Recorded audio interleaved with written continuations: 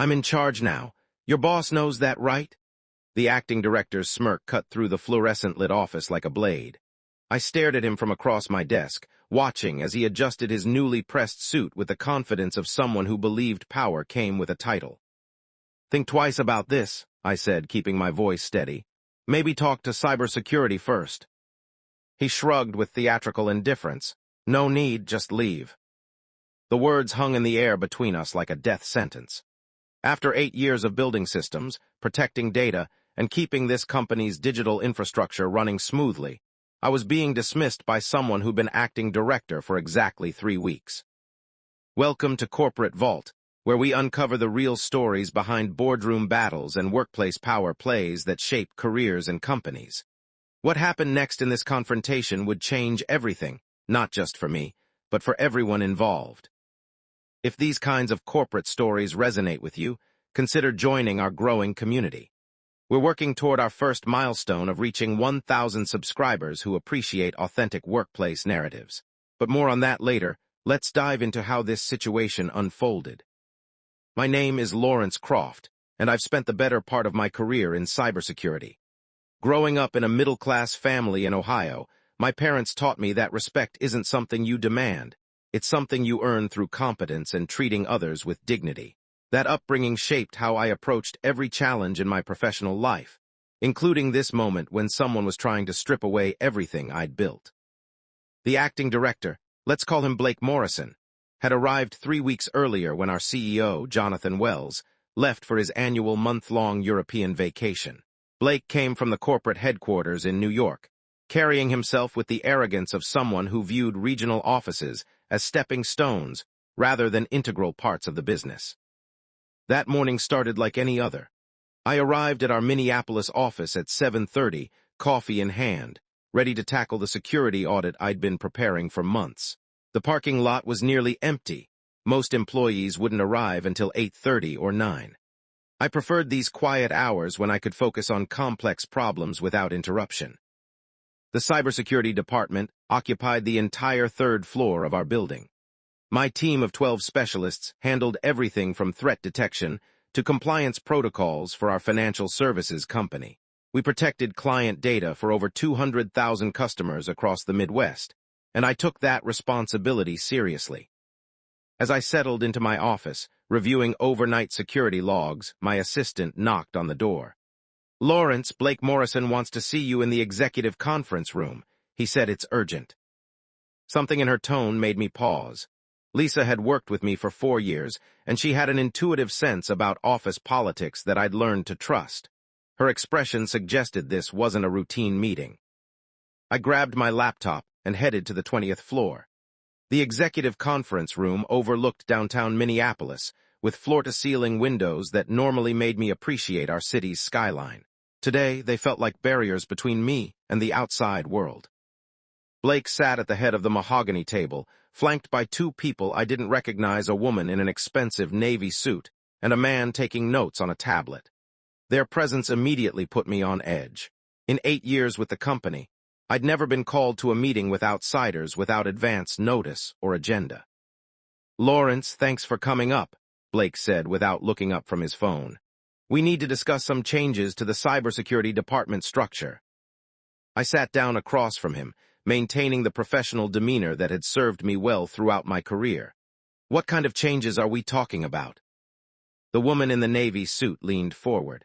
"I'm Amanda Foster from Corporate Restructuring. We've been reviewing departmental efficiency metrics across all regional offices." My stomach dropped. Corporate restructuring was corporate speak for layoffs, budget cuts, or departmental eliminations. I'd seen it happen at other companies. Consultants would arrive with spreadsheets and recommendations that looked good on paper but devastated actual operations. "Our analysis indicates significant redundancies in your cybersecurity protocols," Amanda continued. "The corporate office in New York can handle most of these functions remotely, reducing overhead and improving standardization." I felt my jaw tighten but kept my voice level. With respect, remote management of cybersecurity for our client base would be incredibly risky. We handle real-time threats, compliance requirements specific to Minnesota regulations, and maintain relationships with local law enforcement for incident response. Blake finally looked up from his phone, that smirk already forming. Lawrence, I appreciate your dedication, but we're implementing a new organizational structure. Your position is being eliminated effective immediately. The words hit me like a physical blow. 8 years of building systems, training teams, preventing breaches, and maintaining a perfect security record gone with a single sentence from someone who'd been here less than a month. This is a mistake, I said, fighting to keep my voice professional. Jonathan knows the value of our department. These aren't decisions that should be made without his input. Jonathan left me in charge for a reason, Blake replied, leaning back in his chair with obvious satisfaction. I'm implementing necessary changes to improve efficiency. Your boss knows that, right? The condescension in his tone was unmistakable. He was enjoying this moment, savoring the power to disrupt someone's career with bureaucratic authority rather than actual leadership. I stood up slowly, my mind racing through the implications. Not just for me, but for my team, our clients, and the security infrastructure we'd spent years building. You should think twice about this decision. Maybe talk to cybersecurity protocols with corporate first. There are things you don't understand about our operations. Blake shrugged with the casual indifference of someone who believed consequences were other people's problems. No need, just leave. The next hour passed in a blur of forced efficiency. Security escorted me back to my office to collect personal belongings, while Blake's people began what they called knowledge transfer sessions with my team. I watched through glass walls as confused employees tried to explain complex security protocols to consultants who took notes, without asking meaningful questions. Lisa approached my desk as I packed my personal items into a cardboard box, family photos, a coffee mug from my daughter's college graduation, certificates I'd earned over the years. This is insane, Lawrence. Everyone knows you've kept this place secure for almost a decade. Sometimes corporate politics trump competence, I replied, though the words felt hollow. I'd always believed that doing good work would speak for itself. Today taught me that belief could be dangerously naive. My team members stopped by one at a time, expressing shock and concern. Tom Rodriguez, my lead analyst, looked genuinely worried. What are we supposed to do about the Peterson Industries compliance audit next week? You're the only one who understands their custom requirements. Blake will figure it out, I said, though we both knew that wasn't true. The Peterson audit required months of preparation and intimate knowledge of both their systems and regulatory requirements. It wasn't something you could hand off to remote consultants. As I walked toward the elevator for the last time, carrying my box of personal effects, I passed the conference room where Blake was holding court with his restructuring team. Through the glass, I could see charts and graphs that probably looked impressive to people who'd never actually managed cybersecurity operations. The elevator doors closed, and I found myself alone with 8 years of memories and a growing sense that this story was far from over. Jonathan Wells wasn't just my boss. He was someone who understood the technical complexity of what we did. He'd hired me personally, supported my department's growth, and trusted us with the company's most critical assets. Blake might have been left in charge, but he just made a decision that could compromise everything Jonathan had built. The question was whether there would be consequences when the CEO returned from vacation. 3 weeks passed in an uncomfortable limbo. I spent the time updating my resume, networking with industry contacts, and trying to process what had happened. The cybersecurity community in Minneapolis wasn't large, and word traveled fast. Several colleagues reached out, expressing surprise that I was suddenly available. "You were let go?" asked Robert Chen, a former colleague who now worked for a competing firm. "That doesn't make sense. Your department had the best security record in the region." I gave him the corporate-approved version of events restructuring, efficiency improvements, centralized operations. But privately, I wondered what was happening at my former company. Were Blake's remote systems actually working? How was my team handling complex situations without proper leadership? The answer came on a Tuesday morning when Lisa called me at home. She sounded stressed, speaking in the hushed tones of someone making an unauthorized phone call from work. "Lawrence, you need to know what's happening here. Yesterday, we had a potential breach attempt on the Peterson Industries connection. Tom tried to handle it using the new remote protocols, but the response time was terrible. By the time corporate's team acknowledged the alert, we'd lost almost 2 hours of critical response time. My blood ran cold. Peterson Industries handled sensitive financial data for thousands of clients. A 2-hour delay in breach response could have devastating consequences, not just for Peterson, but for everyone whose information they managed. Did they contain it? I asked. Eventually, but barely, and there's more. The compliance audit failed. Peterson is threatening to terminate their contract because we couldn't demonstrate adequate security protocols.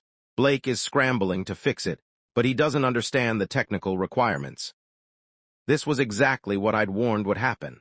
Cybersecurity wasn't just about having systems in place. It required human expertise, institutional knowledge, and the ability to make split-second decisions during crisis situations. You couldn't outsource that to a remote team who didn't understand local operations. There's something else, Lisa continued. Jonathan comes back from vacation tomorrow. Blake has been trying to spin everything as successful efficiency improvements, but the Peterson situation is impossible to hide. Jonathan Wells returned from his European vacation on a Wednesday morning, probably expecting to find his company running smoothly under Blake's temporary leadership. Instead, he walked into a crisis that threatened one of their most important client relationships and exposed significant vulnerabilities in their cybersecurity infrastructure. I heard about what happened next from multiple sources. The story spread through the office like wildfire, then reached the broader professional community through industry networks. In a company of 200 employees, dramatic confrontations between executives don't stay secret long. According to Lisa, Jonathan arrived at 8:30 and went straight to his office to review status reports from his month away. By 9:15, he was on the phone with Peterson Industries' CEO, trying to understand why they were threatening contract termination over security protocol failures. By 9:30, he was in Blake's office demanding explanations. "What the hell did you do while I was gone?" Jonathan's voice reportedly carried through the executive floor's closed doors. "Peterson Industries is our second-largest client. How did we go from a perfect security record to failed compliance audits in 4 weeks?" Blake apparently tried to maintain his confident demeanor, explaining the efficiency improvements and centralized operations that would save money long-term. But when Jonathan asked specific questions about incident response times and technical capabilities, Blake's answers revealed the depth of his misunderstanding. "Where's Lawrence Croft?" Jonathan asked. He would know exactly how to handle the Peterson situation. "Lawrence was part of the restructuring process," Blake replied. "We determined his position was redundant with corporate's centralized cybersecurity team." The silence that followed lasted several seconds, long enough for Blake to realize he just admitted to firing one of Jonathan's most trusted department heads without proper authorization. "You fired Lawrence?" Jonathan's voice rose another octave. "Lawrence Croft has managed our cybersecurity for 8 years. He's prevented dozens of potential breaches and maintained perfect compliance records. Who authorized this decision?" Blake's confidence finally cracked. "I was implementing necessary efficiency measures. You left me in charge to make these kinds of strategic decisions." "I left you in charge to maintain operations, not dismantle them," Jonathan shot back. "Lawrence Croft isn't just an employee, he's institutional knowledge. He knows every system, every client requirement, every potential vulnerability. You can't replace that with remote consultants." What happened next became legendary in Minneapolis corporate circles. Jonathan Wells, known for his measured approach to business problems, completely lost his professional composure. The conversation that started behind closed doors moved into the hallway, then the executive conference room, as Jonathan demanded Blake explain every decision made during his absence. "Show me the data," Jonathan said, spreading Blake's efficiency reports across the conference table. "Where's the analysis that justified eliminating our cybersecurity department? Where are the risk assessments? Where's the client impact study?" Blake produced charts and graphs that looked impressive, but revealed fundamental misunderstandings about cybersecurity operations. Remote monitoring could supplement local expertise, but it couldn't replace the human judgment required for complex threat assessment and incident response. "This Peterson Industries situation proves everything wrong with your approach," Jonathan continued. "Lawrence would have identified that potential breach within minutes, not hours. He would have handled the compliance audit in his sleep. Now we're facing contract termination because you thought spreadsheet analysis could replace actual expertise. The confrontation lasted over an hour, with Blake trying various justifications while Jonathan systematically dismantled each argument. By the end, Blake's corporate restructuring team was packing their materials and preparing to leave Minneapolis earlier than planned. But the damage was already done. Peterson Industries had formally begun the contract termination process. 3 other clients were asking questions about security protocol changes, and the cybersecurity team, demoralized by the chaos and uncertain about their future, was struggling to maintain normal operations. Jonathan's first call after Blake left the building was to my personal phone. "Lawrence, this is Jonathan Wells. I need to see you in my office immediately. We have a situation that requires your expertise." I'd been expecting this call for 3 weeks, but hearing his voice still brought a mixture of validation and concern. What kind of situation? The kind that happens when someone thinks they can run cybersecurity operations through spreadsheet analysis instead of actual knowledge, he replied grimly. "How quickly can you get here?" 20 minutes later, I sat across from Jonathan in his office, watching as he explained the full scope of Blake's mismanagement. The Peterson Industries crisis was just the tip of the iceberg. Several security protocols had been modified or eliminated entirely. Response times for threat detection had increased dramatically, and team morale was at an all-time low. "I need you back," Jonathan said without preamble. "Not just temporarily, permanently, with full authority to rebuild what was damaged and implement whatever changes you think are necessary." I appreciated his directness, but 3 weeks of unemployment had given me time to think about more than just getting my job back. "Jonathan, I respect you and this company, but what happened here reveals deeper problems than just Blake's poor judgment. How do I know this won't happen again the next time you're unavailable?" He leaned back in his chair, acknowledging the fairness of my concern. "You're right. Blake exceeded his authority, but I should have provided clearer guidelines about what decisions required my direct approval. That's on me." "It's not just about authority," I continued. "It's about understanding what our department actually does." Blake saw cybersecurity as a cost center that could be optimized through efficiency measures. But security isn't about efficiency. It's about comprehensive protection that requires human expertise and institutional knowledge. Jonathan nodded. "Which is exactly why I need you to help me fix this. Peterson Industries has agreed to suspend their contract termination for 30 days if we can demonstrate restored security protocols. Can you do it?" The challenge was significant, but not impossible. Peterson's requirements weren't technically complex, but they required detailed knowledge of their systems and careful coordination between multiple security layers. With my team's help and proper resources, we could probably restore their confidence within the 30-day window. "I'll need complete authority over cybersecurity operations," I said. "No interference from corporate, no efficiency consultants, no remote management overrides. If you want this fixed properly, it has to be D&E by people who understand the actual work." "Done," Jonathan agreed immediately. "What else do you need?" "Blake's people demoralized my team by treating them like they were redundant. I need to rebuild confidence and trust. That means honest communication about what happened and clear commitment to supporting cybersecurity as a core business function, not a cost center." Jonathan stood up and extended his hand. "Lawrence, you have my complete support. Fix this situation, rebuild the team, and implement whatever protocols you think are necessary to prevent this from happening again." As I shook his hand, I felt a mixture of relief and determination. Getting my job back was satisfying, but the real challenge lay ahead: restoring client confidence, rebuilding team morale, and creating systems robust enough to survive future corporate politics. The next 30 days became a masterclass in crisis management and team rebuilding. My first priority was restoring Peterson Industries' confidence in our security protocols, but that required more than just technical fixes. It required demonstrating that competent leadership was back in place. I started by meeting individually with each team member to assess both technical and emotional damage from Blake's management. Tom Rodriguez summed up the prevailing mood. We felt like everything we'd built over years was being dismantled by people who didn't understand what we do. The technical challenges were significant but manageable. Blake's remote monitoring systems had created gaps in threat detection. Response protocols had been simplified to the point of ineffectiveness, and several custom security measures for major clients had been eliminated entirely. But the human challenges proved more complex. People started looking for other jobs, Lisa told me privately. Not because they wanted to leave, but because they lost confidence in the company's commitment to cybersecurity. Blake made everyone feel disposable. Rebuilding that confidence required more than just promising things would be different.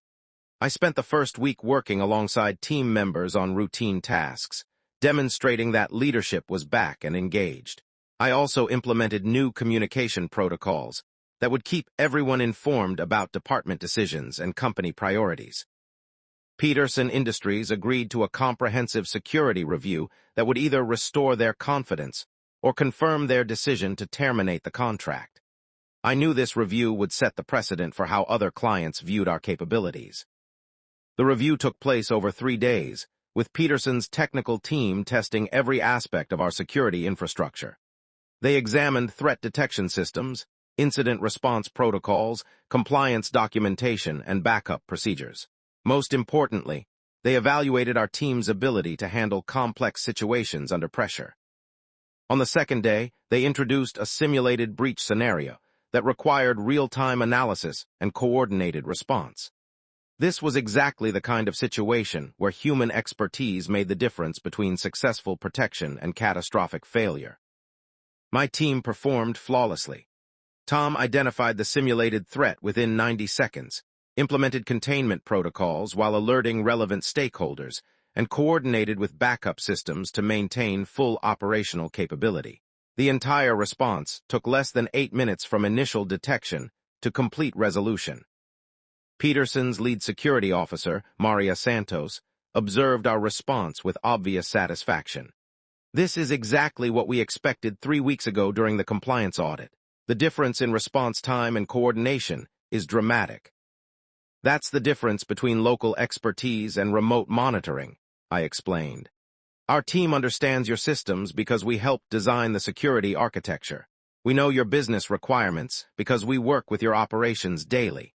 You can't replicate that institutional knowledge through corporate centralization. The review concluded with Peterson Industries formally withdrawing their contract termination notice and agreeing to expand their security requirements for the following year. More importantly, word spread through the industry that our department was back to full capability. Over the following weeks, other clients who'd been concerned about security changes reached out to confirm that proper protocols were restored. Several potential clients who delayed security assessments during the Blake crisis rescheduled their evaluations. Team morale improved dramatically as everyone realized their expertise was valued and their positions were secure. But the most significant change was in how Jonathan and the company leadership viewed cybersecurity. Instead of being seen as a necessary expense, our department was recognized as a core business function that required proper investment and autonomy. Jonathan implemented new policies that required his direct approval for any changes to cybersecurity leadership or protocols. He also established quarterly reviews where I would brief the board of directors on security status and emerging threats, ensuring that leadership understood the strategic importance of what we do. 3 months after Blake's departure, our department received the company's Excellence Award for client service and operational performance. The irony wasn't lost on anyone. What Blake had tried to eliminate through efficiency measures had become a model for how other departments could better serve clients through specialized expertise. The experience taught me valuable lessons about corporate politics, leadership under pressure, and the importance of advocating for your team's value. But it also reinforced my belief that competence and integrity eventually triumph over bureaucratic manipulation. The Blake Morrison incident became a case study in how corporate restructuring can go catastrophically wrong when implemented without understanding actual operations. Within 6 months, Blake had been quietly removed from his position at corporate headquarters, though the official story described it as a mutual decision to pursue other opportunities. Amanda Foster's consulting firm lost several major contracts when word spread about their role in the Minneapolis situation. Companies began asking harder questions about whether efficiency consultants truly understood the operations they were recommending to restructure. For my team and me, the experience strengthened our appreciation for what we'd built together. We'd survived a direct attack on our department's existence and emerged with greater recognition and stronger support than ever before. But perhaps the most important outcome was personal. The 3 weeks of unemployment had forced me to reflect on what really mattered in my career. It wasn't just about job security or professional recognition. It was about building something meaningful that protected people and served a genuine purpose. Cybersecurity might seem like abstract technical work, but it has real human consequences. When we successfully prevent a breach, we're protecting families' financial information, businesses' operational capabilities, and communities' essential services. When we fail, real people suffer real harm. That understanding shaped how I approached rebuilding our department. We weren't just implementing security protocols. We were accepting responsibility for protecting everything our clients had entrusted to us. The Peterson Industries situation demonstrated why this human element matters so much. Blake's remote monitoring systems could detect threats and generate reports, but they couldn't make the split-second decisions that prevent minor incidents from becoming major disasters. They couldn't build the trusted relationships that encourage clients to share critical information about emerging vulnerabilities. They couldn't provide the institutional knowledge that comes from years of working with specific systems and understanding their unique requirements. 6 months later, I received a call from a cybersecurity professional in Denver who'd heard about our situation through industry networks. His company was facing a similar corporate restructuring proposal, and he wanted advice about how to protect his team's autonomy. The key, I told him, is demonstrating value that can't be replicated through efficiency measures. Document everything you do that requires human judgment. Build relationships with clients that prove your personal expertise matters. And never let corporate politics convince you that spreadsheet analysis can replace actual knowledge. Looking back on that tumultuous period, I'm grateful for the lessons learned and the stronger foundation it helped us build. The confrontation with Blake forced me to articulate why cybersecurity requires human expertise in ways I'd never had to explain before. It strengthened my relationship with Jonathan and the board by demonstrating the real consequences of treating security as a cost center rather than a strategic asset. Most importantly, it reinforced my commitment to the people who make cybersecurity work. My team's loyalty during the crisis, their willingness to maintain professional standards even when leadership was uncertain, and their relief when proper management returned reminded me that leadership isn't about commanding from authority. It's about serving the people who do the actual work. Today, our cybersecurity department is stronger than it was before Blake's arrival. We have clearer protocols, better communication with leadership, and more comprehensive documentation of our value to client operations. We've also implemented succession planning and cross-training programs that would help the company maintain security standards even if key personnel were unavailable. The Peterson Industries relationship has become our strongest client partnership, built on mutual respect and demonstrated competence rather than just contractual obligations.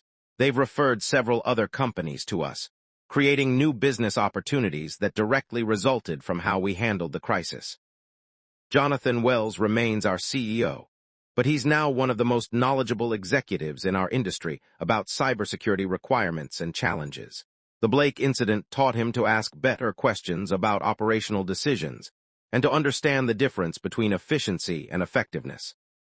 As for Blake Morrison himself, I heard through industry contacts that he eventually found another position at a manufacturing company where his restructuring approach proved more appropriate. Corporate politics and individual personalities aside, he probably wasn't inherently incompetent. He was just completely wrong for managing cybersecurity operations.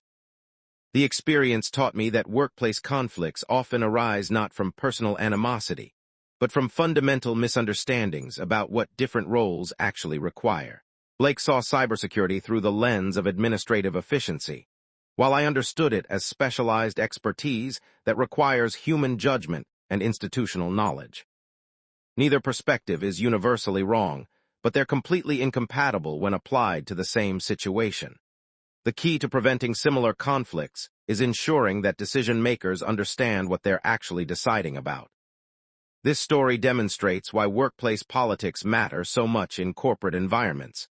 Individual competence and good intentions aren't always enough to protect against poor management decisions. Sometimes you need allies, documentation, and the ability to articulate your value in terms that resonate with people who don't share your technical expertise. If you found value in this story about corporate decision-making and workplace dynamics, consider subscribing to Corporate Vault.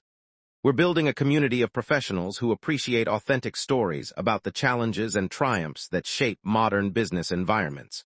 Help us reach our goal of 1,000 subscribers who understand that behind every corporate success or failure are real people making difficult decisions under pressure.